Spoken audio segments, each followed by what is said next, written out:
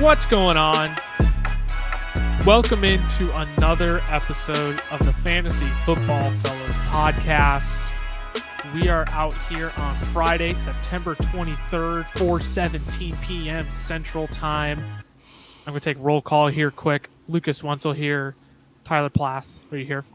Present. No, shoot. Present. Oh. You blew the bit. Oh, no. You blew the bit. Oh, shoot. Jackson. Yeah, where's Jackson when we need him? Oh, man. Yes, Cameron's not with us. Cameron is not with us. Just Lucas and Tyler hanging out with you here. Make sure to drop us a follow. Fantasy Football Fellows, Facebook, YouTube, and TikTok. FF Fellows on Twitter. The FF Fellows on Instagram. And hey, you want to be part of our community where we have all sorts of people answering your fantasy football questions. On top of ourselves, we get in there and answer a few questions every once in a while as well. Head over to our Chalkboard. You can find the link to that down in our description. We're 1,000 strong over there now. 1,000 strong. Come join a community of 1,000 plus to chat fantasy football and win some leagues this year. Yes, sir. We got a full show. We're going to dive right into it. We got starts of the week coming up. Got lots of news updates. My goodness, we're going to have to fly through news updates today. But I guess by the time you're listening to this, it'll be 2 days past. But we had Thursday Night Football last night, so let's recap Week 3 Thursday Night Football, as I saw many people call the mid-off of the week between the Cleveland Browns and the Pittsburgh Steelers. Big nights from a couple of people, but really I think there's 4 players I want to hone in on because we're not really worried about any of the quarterbacks for fantasy football. We're not thinking about them whatsoever. But 4 players that I think people are, and we know what we're getting with Deontay Johnson as well. Like we could talk about Deontay, but we know what we're getting with him at this point. So these 4 players I want to talk about: Najee Harris, Amari Cooper, Kareem Hunt, and David Njoku.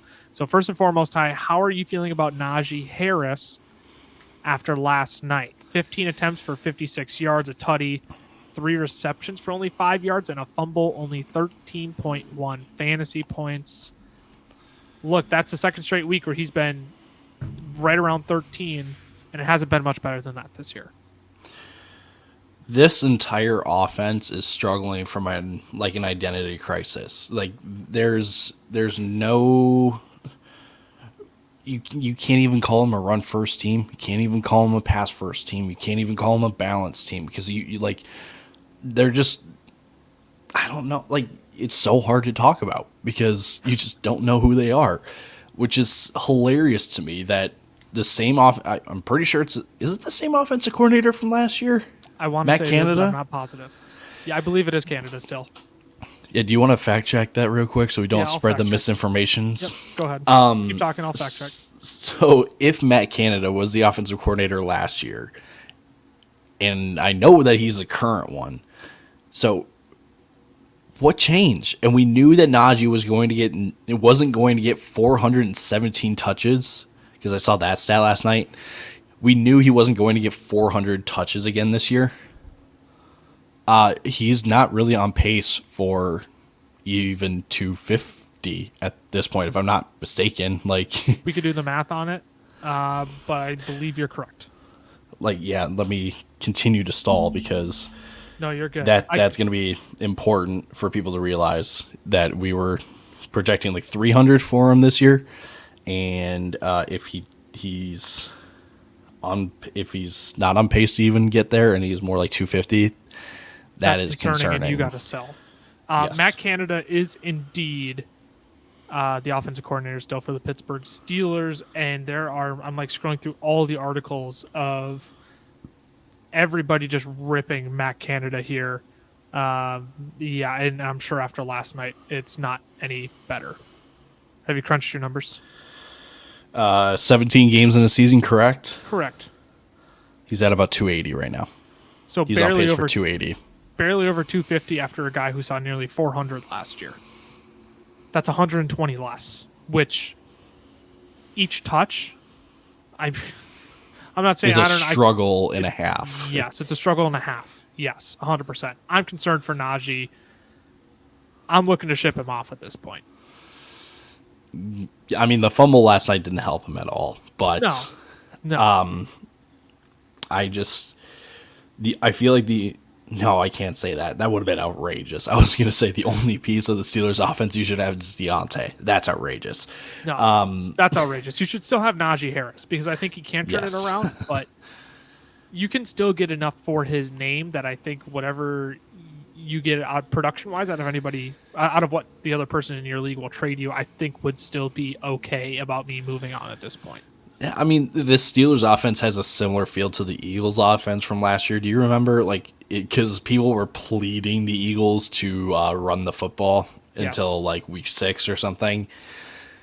I'm getting a similar vibe. So, yeah, we'll see what happens. But I'm with you. Najee,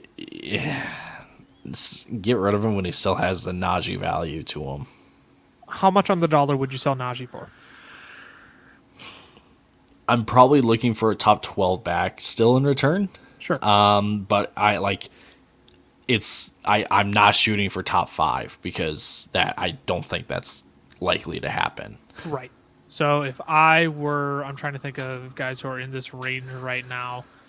Like the ideal package, if you're somebody, is you package like a Clyde Edwards-Helaire and a Christian Kirk to go get Najee. Or is that even too much? Do you think? No, I just think I mean, I'm trying to remove my bias from CEH. Right. Oh yeah, no, but this is what I'm saying, right? If you're going to go out and try and buy low on Najee, do you think that's enough to do it? Yeah, it's close. I think it's definitely close. But I just think the only reason to be that trade wouldn't go through is just because of the names, and that's fantasy football, right? Like Right. people will go like, I'm getting rid of Najee, I'm getting 2 no names, and you're like, well, they're not no names, but the Najee this year, yeah, right. So, but I get what you're saying though. Like if you can get a solid running back piece right now that has been fairly productive in fantasy terms, and an actual piece in the NFL that's like, oh yeah, like he's gonna be a solid piece, then that's worth considering. Alvin Kamara for Najee Harris, would you take that deal? Yes. We only saw 7.8 points from him in week 1, didn't play week 2. I think some people are like silently panicking on Alvin Kamara. I'm not personally. But would you make that deal if you're the Najee Harris manager? Yes. Okay. I think that's more what we're looking at is a trade like that for Najee Harris where you get somebody panicking on their other top 10 running back, top 12 running back, and you take it off their hands. You can get Dalvin Cook for Najee Harris. I would do that in a heartbeat before he plays. I would do that in a heartbeat. Yes, we both agree. Okay, we got a few other names we need to cruise through. We spent a lot of time on Najee, but I think it is legitimately concerning. Amari Cooper, what are your thoughts on Amari? 2 great weeks back-to-back now, 7 receptions on 11 targets, back-to-back weeks of 101 yards and a tutty, 23.1 fantasy points. How are you feeling about Amari Cooper after this week? Pittsburgh secondary has been getting torched this year. How are you feeling about Amari? It seems like Jacoby is really keeping it simple in targeting Amari Cooper and David Njoku. That's really about it. Because he also knows, like, he's got the run game. He's got Nick Chubb and Kareem Hunt. Like, he can keep it simple like that. And I think we've seen it back-to-back weeks now with Amari Cooper that Jacoby is solid enough to get him the football. And we know that Amari Cooper's a good route runner.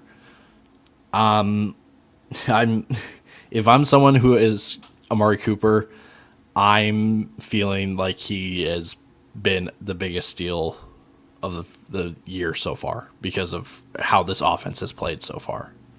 I'm just shocked because I was 110% out on Amari Cooper. I didn't want to touch him with a 10-foot pole.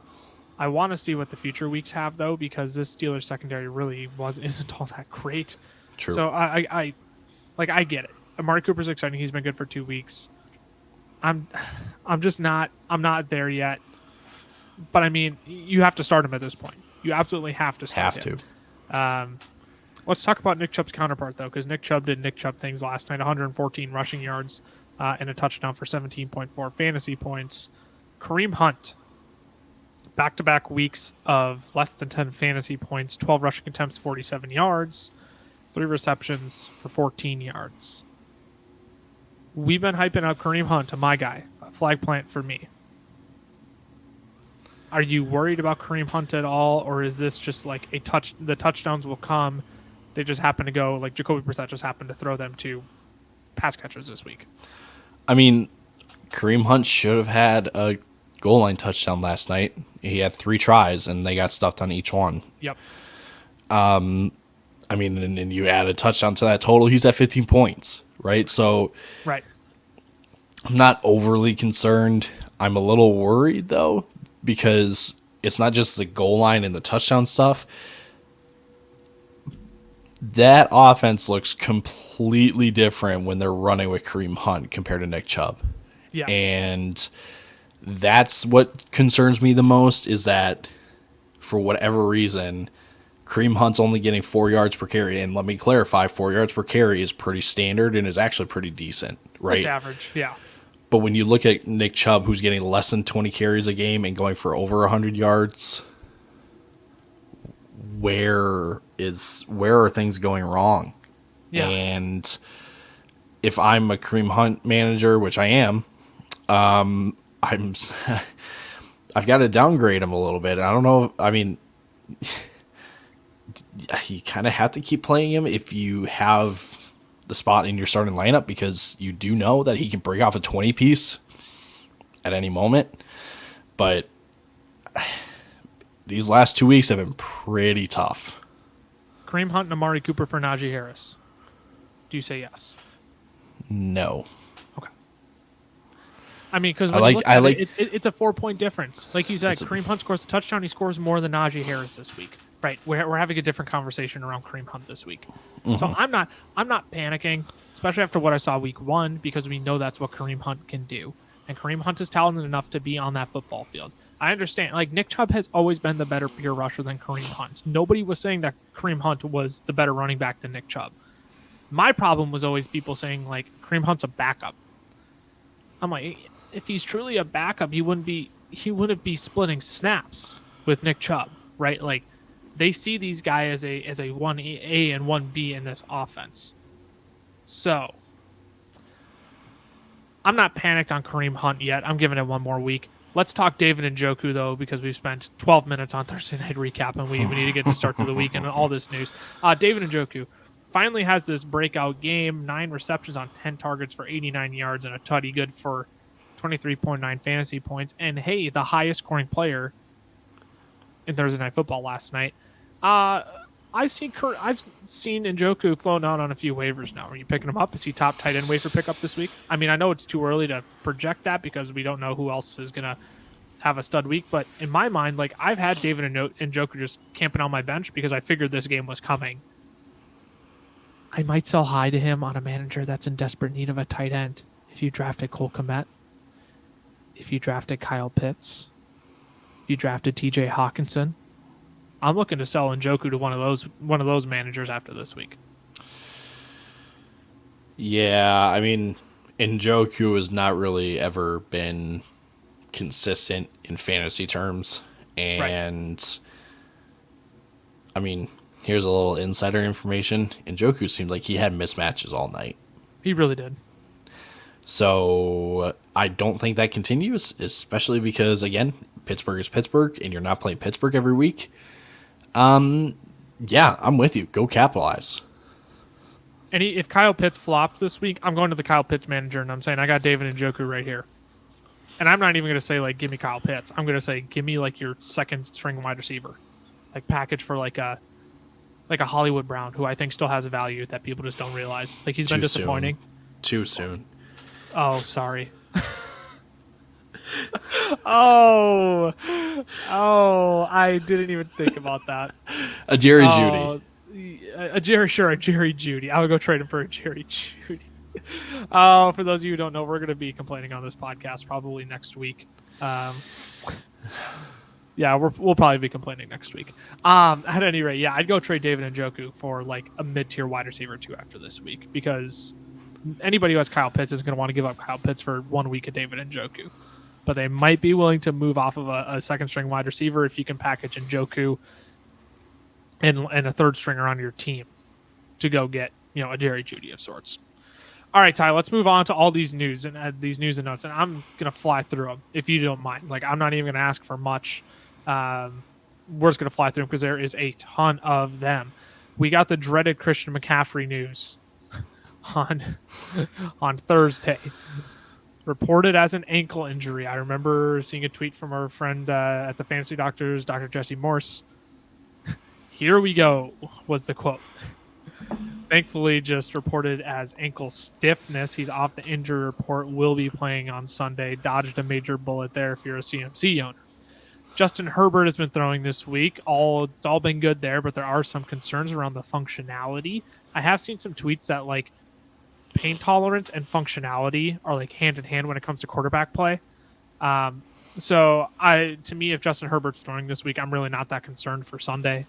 I think he plays. You have to play him, but I'm a little hesitant. Oh, you just got bug eyes there on camera.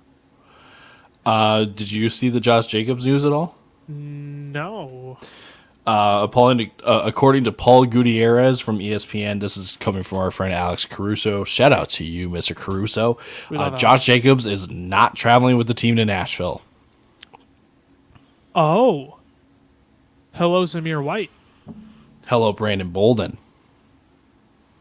Oh, there's some breaking news live on the podcast for you there. What is that? Is that our third straight week with breaking news on the podcast? Definitely feels like it. We're crushing it. Sign us full-time already. George Kittle off the injury report. He was struggling with a groin injury all week, but he is off the injury report and will play on Sunday. Excuse me. DeAndre Swift returned to practice on Thursday. There was just dealing with his ankle injury all week, but he's at practice. He will play Sunday. Gabe Davis, 100% confident he's going to play in week 3. We'll talk a little bit more about him later, not to have a spoiler. Jerry Jeudy back at practice on Friday. Keenan Allen continues to log limited practices this week. Dalton Schultz progressing really well, according to reports, but he did not practice yesterday. I haven't checked some of these players on their practice reports for today. It's mostly been for Thursday. Do you want to double check some of those, see if anything new has come in on any of them? Mm-hmm. So Dalton Schultz sounds like he likely won't play. It seems like there's a lot of push for him not to play on Sunday to give him some rest and reevaluate after Sunday, which is what the Cowboys are going to do. Matt LaFleur starting to hint at a bigger role for Romeo Doubs in week 3. I don't think that means you should lock him into your lineup by any means, but something to keep in mind. Mike McCarthy also hinting at a week 3 return from Michael Gallup. Lots of hints. Todd Bowles saying Colt Beasley could play on Sunday. And lastly, 2 game time decisions. James Conner, Julio Jones, both game time decisions for Sunday. Anything I missed? Any spare reports there? So Dalton Schultz has not practiced at all this week. So he didn't practice either. He got some work on the side, but it wasn't practice. I'm guessing he doesn't play Sunday. Jerry Jeudy expects to play on Sunday night. He said if he feels the way he does today, he won't even need any extra padding, and that is coming from at Zach Stevens DNVR, which stands for Denver.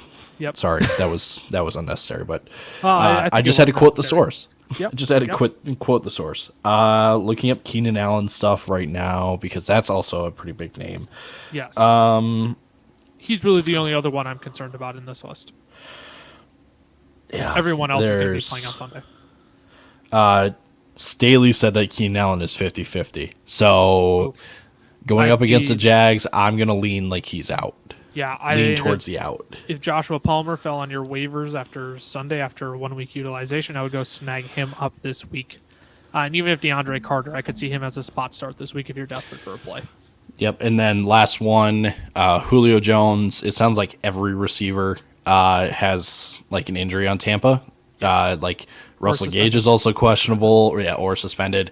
Go pick up Cole Beasley. Cole Beasley, honestly, is kind of like the perfect wide receiver that Tom needs.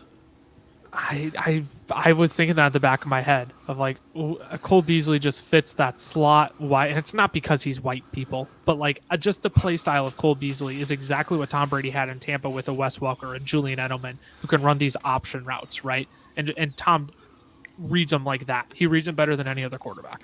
So yeah, Cole Beasley could be an interesting spot start this week as well. Let's move on to the starts. We cleared up all the news there. That was a lot, but Ty, let's move into the starts of the week here for us. And let's start with quarterback as we always do. I don't know if I agree with your quarterback start of the week, but I'm ready to be proven wrong. Coming off of a career performance, your start of the week at quarterback should be Tua Tagovailoa. Oh my goodness, no! I botched the name again. Tua Tagovailoa. You said Just that. Did you not? I thought I slurred it up a little bit, but regardless, No, it's I Tua. didn't notice it. Sweet. Now I know what you're all reacting is just like, wait, what? What him? He plays Buffalo this week. He plays Tyler. Buffalo? Yeah, well, so here's the thing. Yeah. Buffalo's defense is for sure missing 4 of their starters and could be missing 5. Dane Jackson, who got carted off last week, he's out. And he's their cornerback 1. So they are starting again Kyer Elam and Christian Benford, who you can say, well, they shut down the Rams all they want. Or they shut down the Rams in week 1. They did not shut down the Rams in week 1. The defensive line shut down the Rams in week 1. Okay, let's just get that straight. Okay, now you got Jalen Waddle and Tyreek Hill. Shoo, good luck. Micah Hyde is out. Jordan Phillips, defensive tackle, is out. Ed Oliver, defensive tackle, is out. Jordan Poyer, even, he's questionable. I didn't know the Bills' D was this banged up. I knew their secondary was weak. I just didn't trust the Dolphins' offensive line to hold up against the D line. But if the D line's that banged up, oh goodness, you got two-step Tua all day long. Mm-hmm. So again, if those guys in the secondary don't play, plus then the interior guys, because Jordan Phillips and Ed Oliver were pretty much the guys that like single-handedly beat the Rams. Those were the guys that beat the Rams, not the quarterbacks. Right. Those 2 guys. Tua, I'm not expecting 450 and 6 touchdowns again. I don't think it's that far of a stretch to say at least 250 yards, 3 touchdowns, maybe even 4, because it's just going to be that high scoring of a game. Yeah, the Dolphins are going to need to keep pace with this Bills offense, as it's just been a flamethrower to start the season. Like, you cannot pour enough water on them to cool them down. So yeah, I think this game has high potential for a shootout. I'm skeptical on Tua. As was I when I was literally thinking about my start, and I'm like, why does Tua make sense this week? I'm skeptical, but maybe that's just because I'm staring at my start of the week, and I would much rather start my start of the week. I'm with you. Like if I didn't say Tua, I would have been like, no, I'm with Cam on this one. You're with Cam. Sorry, Lucas. Oh no. Get off the podcast. Boot me off, would you? Yeah. Here, let me take you out of the stream. There we go. 2-minute minor. 2-minute minor. Look, start of the week, this was a no-brainer for me. When I was filling out my starts of the week, I said there is no other name I want on this list. Primetime Kirk struck again last week. I get it. We knew it was coming. It is. I would put my life savings down on Kirk Cousins flopping on primetime football. And I would be an absolute millionaire had I been doing that for the last, 4 years? But Captain Kirk versus the Lions is striking this week, baby.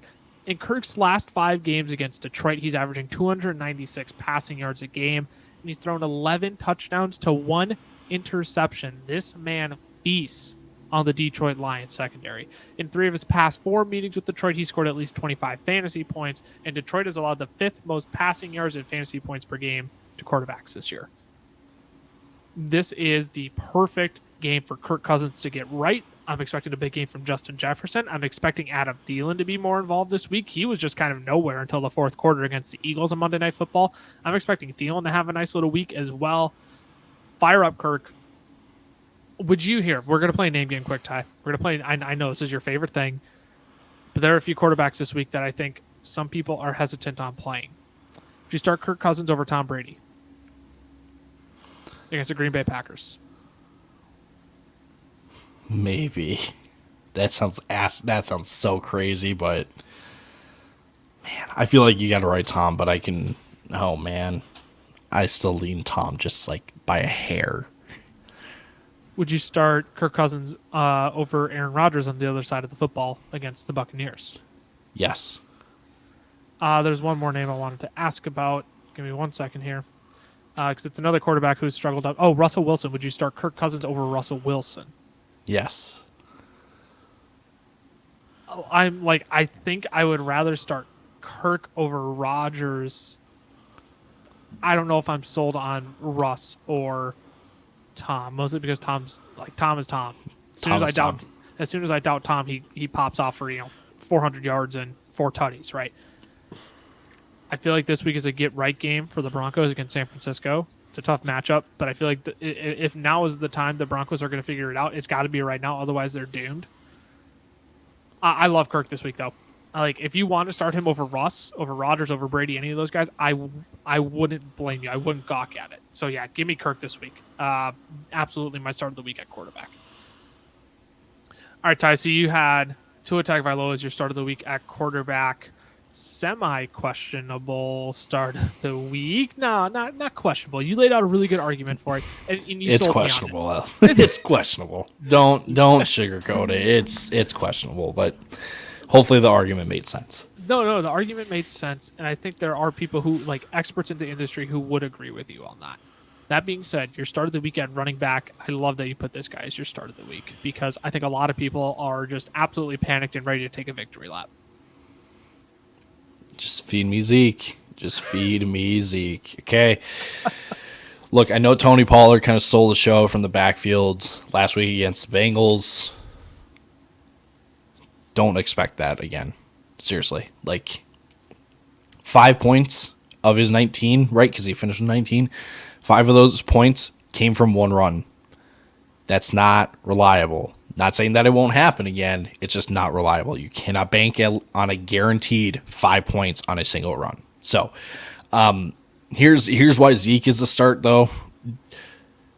He's a giant killer. Yes. He just is. The man has 827 career rushing yards and 9 touchdowns in just 10 games.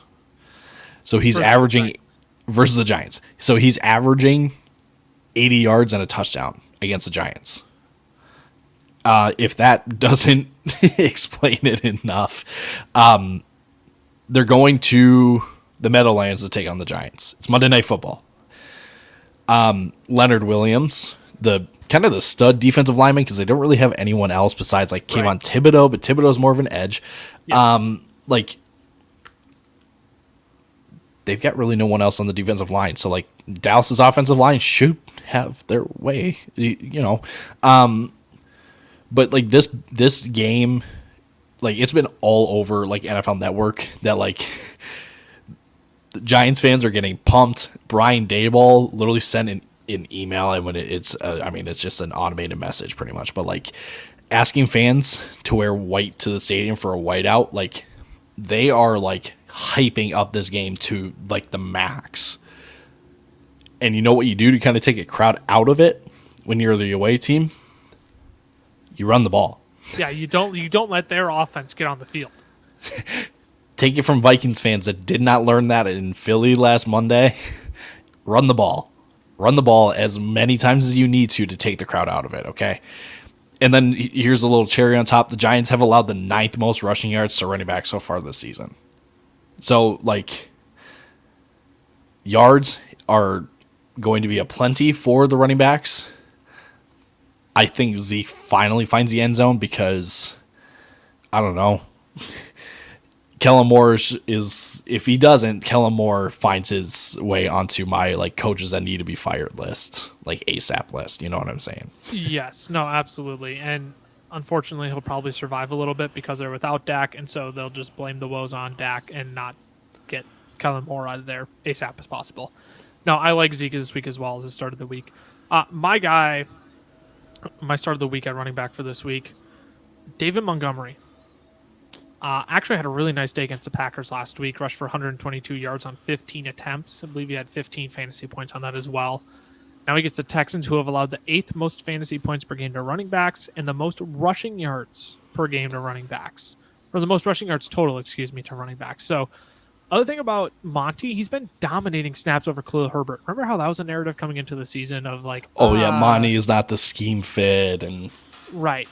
He's been dominating snaps. He had 66% of them in week 1 compared to Khalil Herbert's 29, I believe. Last week, Monty had 80% of the snaps.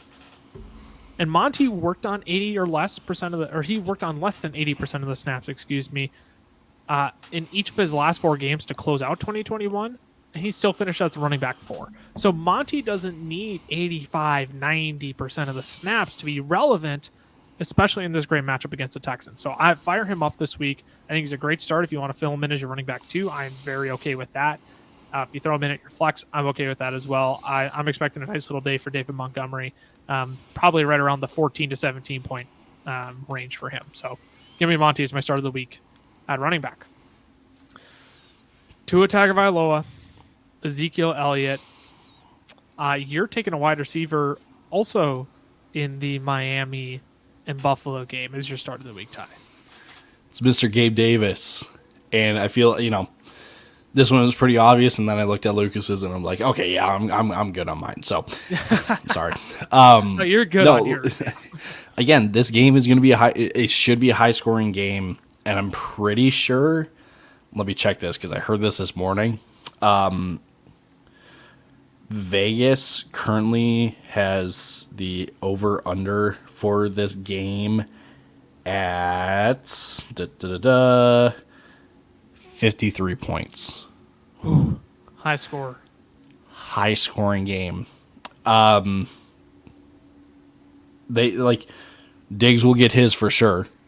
Dawson Knox has not really shown up as the third receiving option this year so far, but that's also because they haven't really needed him to be. Right. They got through with Diggs and Davis in week 1, and then week 2 it was a Diggs show. That's they only needed Diggs, and that was that. But dealing with the foot injury as well, I believe. Right.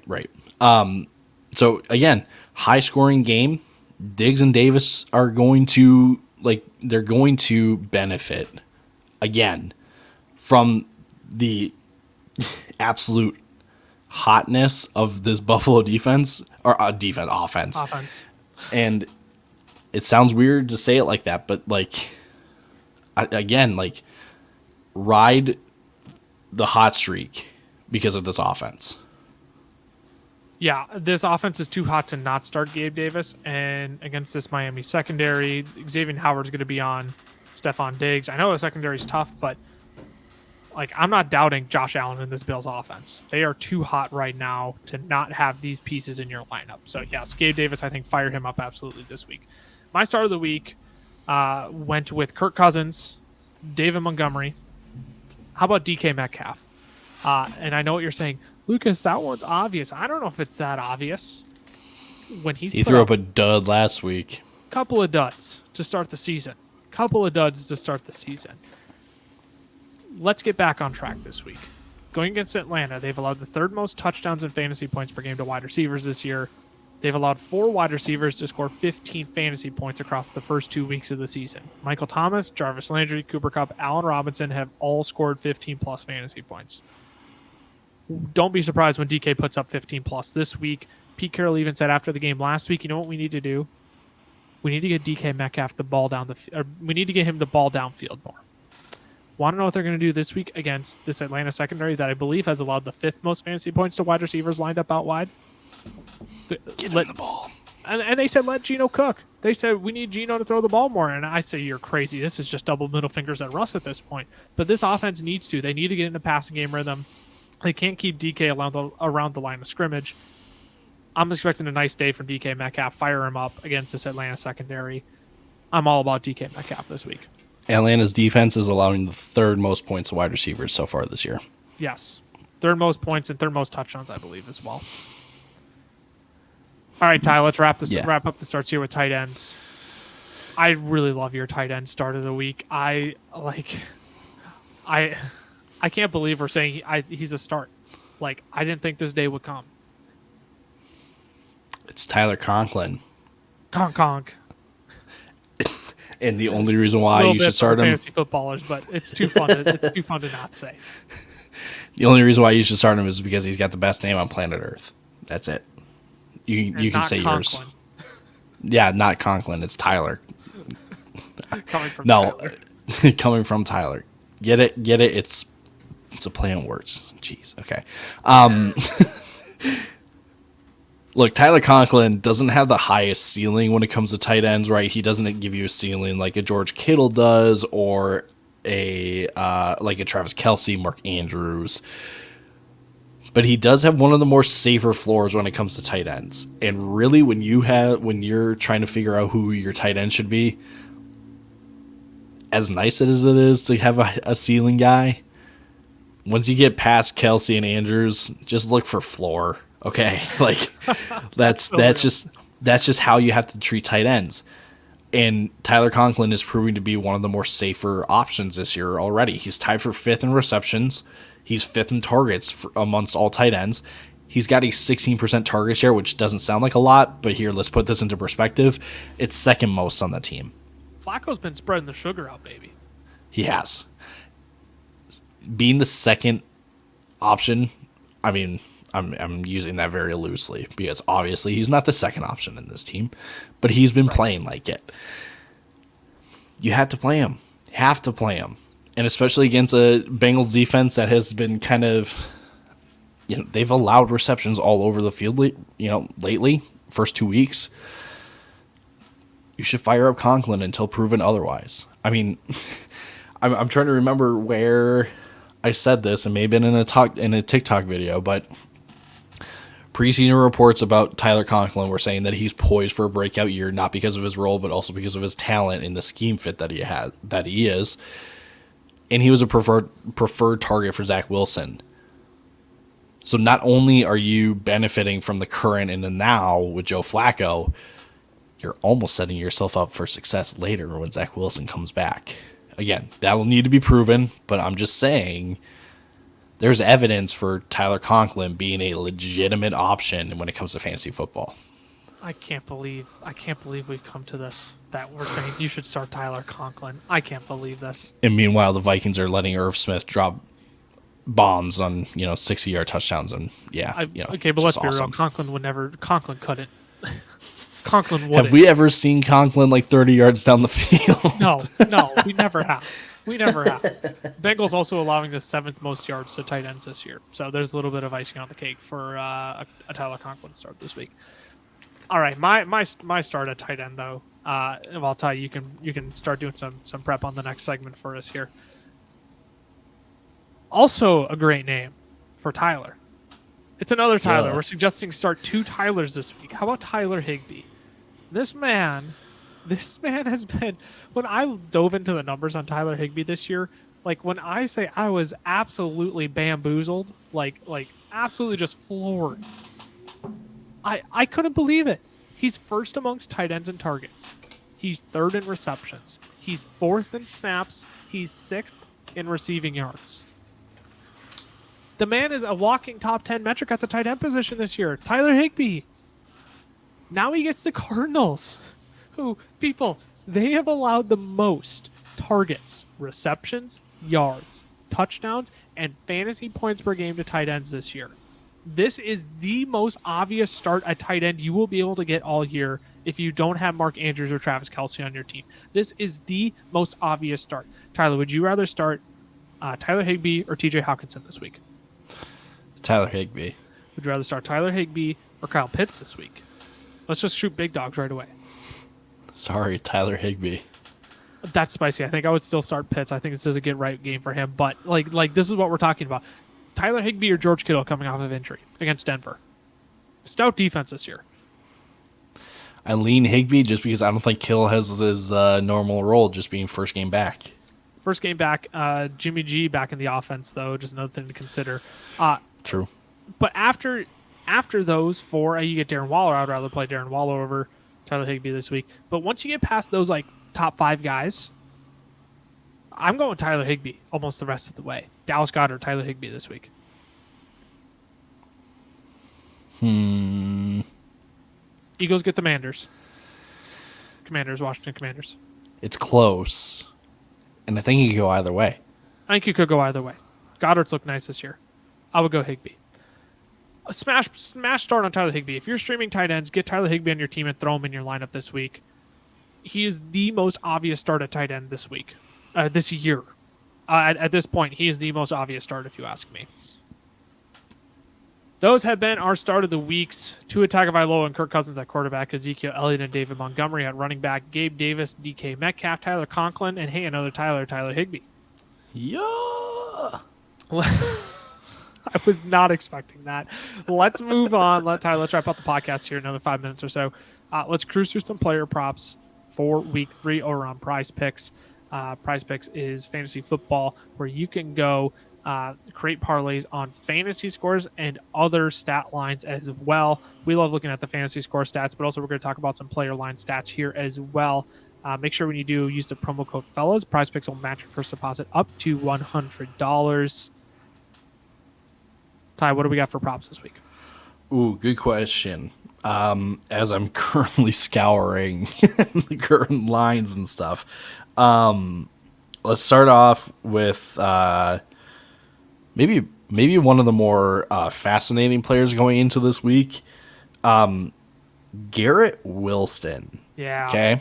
He's drawing up Cincinnati this week, coming off of a 14 target performance and a 30-point fantasy performance.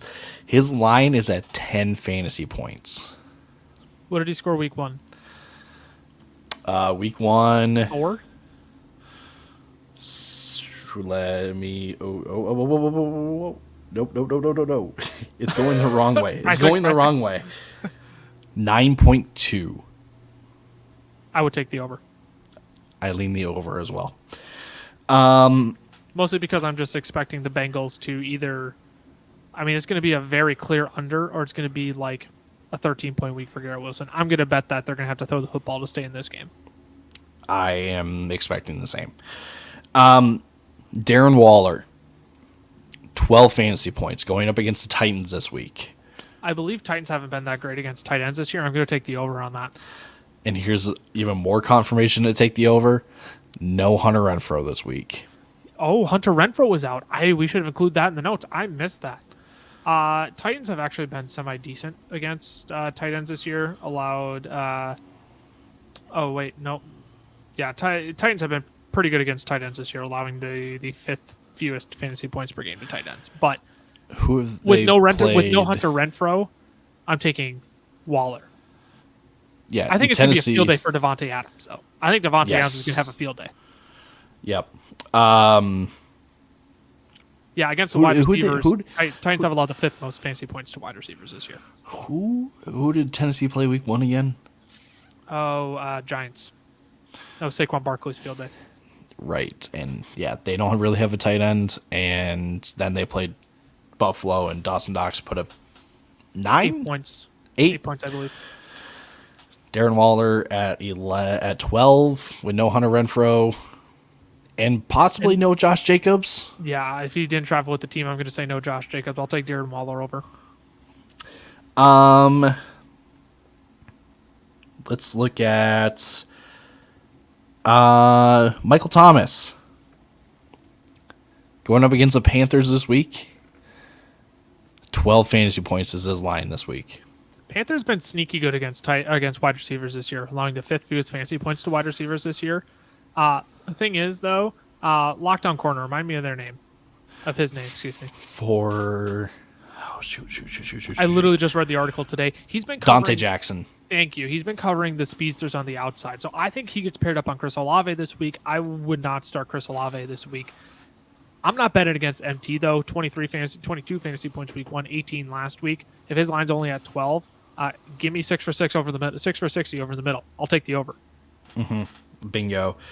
Let's do a couple more. Our guy, Mike Williams.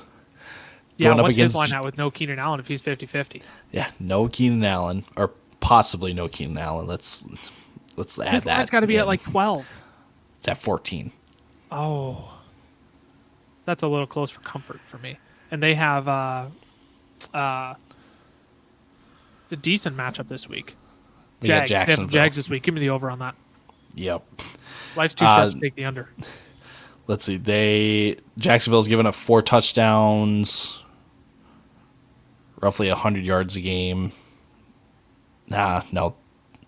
Yeah, a little over 100 yards to receivers in the first 2 games. So I'll take the over on Mike. And let's do one more. Let us look at.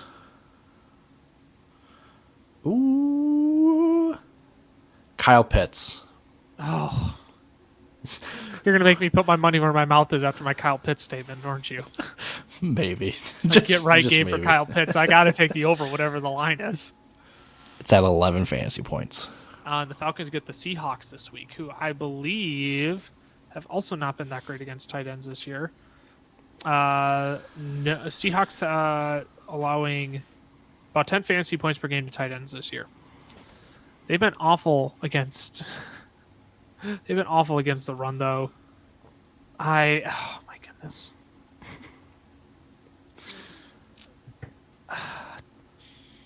Oh, that's so tough.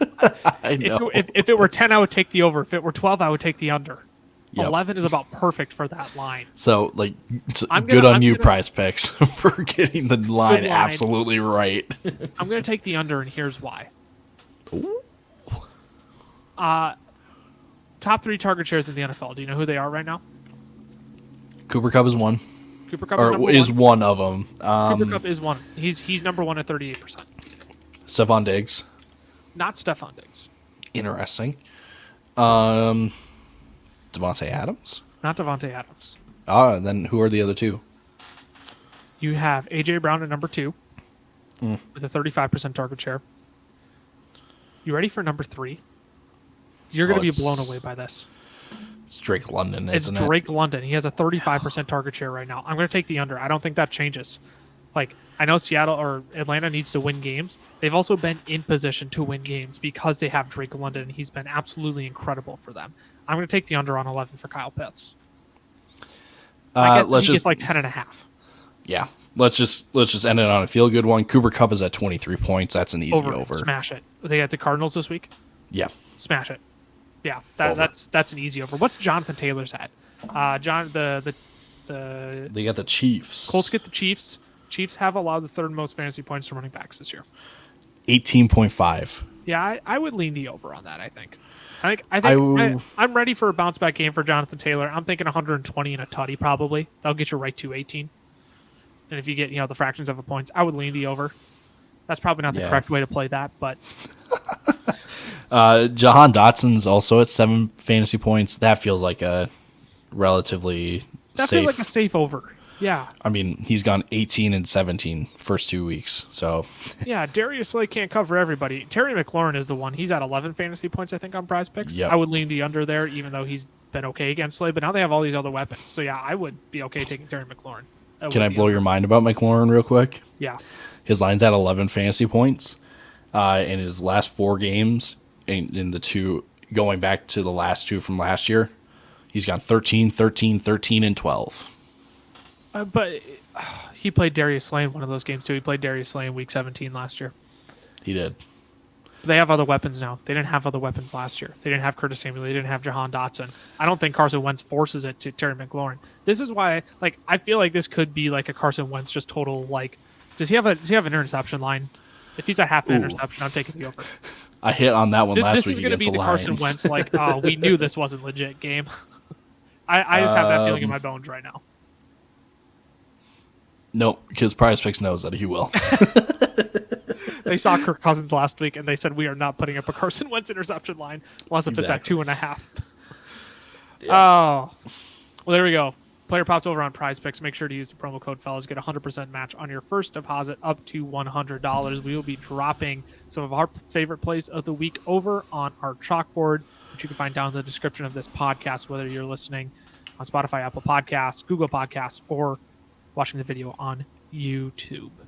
Actually, we got video over on Spotify now. Did you know that? We do. I totally forgot noticed about that today. That. Yeah, if you want to go watch the video podcast as well, you can find that over on Spotify. What's up, Spotify? Good to see y'all. Yeah, what's up? Tyler, anything you want to add before we close out the episode here? Damian Pierce at 11.5 fantasy points feels good. Yeah, I think so as well. AJ Brown at 15.5 fantasy points up against the Washington feels like an over. Just volume. Yeah, I would probably steer clear of that line, but I could see it. Jamar Chase is at 16.5 against the Jets. Yeah, I would smash the over because the Bengals are favorited. They have to get up somehow. And this is probably my favorite line out of the bunch. Ryan Tannehill at 14.5 against the Raiders. Oh, that's an interesting one. I feel Raiders like that's haven't been great. easy. I feel like this is more of a bounce back game for Henry. Raiders have allowed the 5th most fantasy points to running backs this year. They've also allowed the 5th most fantasy points to quarterbacks this year. So I could see that going either way. If you want to take a flyer on Tannehill, I don't blame you. You can find some of those guys over on Chalkboard. Actually, probably not because I just said it now. But we do research. We do research. That's all I'm trying to say. Is we do research. We look into the guys, look at matchups, all that stuff. You can find all those things over on Chalkboard. Yep. Ty puts a ton of time into researching those player props for you all. How'd you do last week? Do you know off the top of your head? We went 5-5, which is on it like when 60% hit rate is normally good, and we had a massive week 1. What did we go like 8-2 week 1? Pretty much 8-2, yeah. Yeah. Yeah. So 60% hit rate is pretty dang good. Right, and when I release the picks, I specifically mention you can put these together at your own risk and however you want. We're not telling you to create a 12-player leg. You can't do that on PrizePicks either. Yeah, right. Please don't. Right. But like again, here's the other thing about PrizePicks: they have a flex play, so not every single player needs to hit. So if you do a 5-player ticket and you do a flex play, and let's say you had 4 of those W's in that, but you had a flex play, you win. You win. Yes, you make money on that. Correct. Yep. Yeah, that's a great thing about PrizePicks. You can lock them all in to get an extra bonus on your money. But if you only miss one of your props, you still make money on it.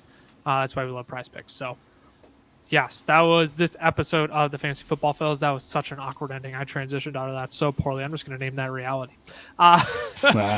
Make sure to drop a follow on the socials. FF Fellas on Twitter, the FF Fellas on Instagram, Fantasy Football Fellas on Facebook, YouTube, and TikTok. Have a great week 3, y'all. We're 3 Stooges, 2 in this case here, being dudes, the Fantasy Football Fellas. We will see you all after week 3 on Tuesday. Deuces. Deuces.